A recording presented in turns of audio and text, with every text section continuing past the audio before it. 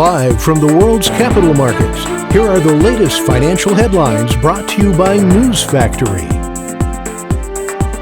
Hello and welcome to Tuesday's Daily Financial Digest. The gold gained 0.5% against the dollar in the last session. The stochastic RSI is giving a negative signal.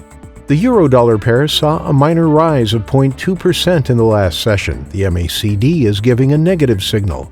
The pound-dollar pair saw a minor rise of 0.1% in the last session. The MACD is giving a negative signal, going against our overall technical analysis. The Aussie-dollar pair made a minor upwards correction in the last session, gaining 0.2%. The stochastic RSI indicates an overbought market. Coming up, our chief analyst's choices for today. World shares were range-bound and trading just off record highs as markets digested Friday's disappointing U.S. jobs report and a global tax deal between the G7 group of countries, while also looking ahead to inflation data due this week. Digital asset funds continue to see outflows led by Bitcoin products, where investors shed the largest weekly amount on record.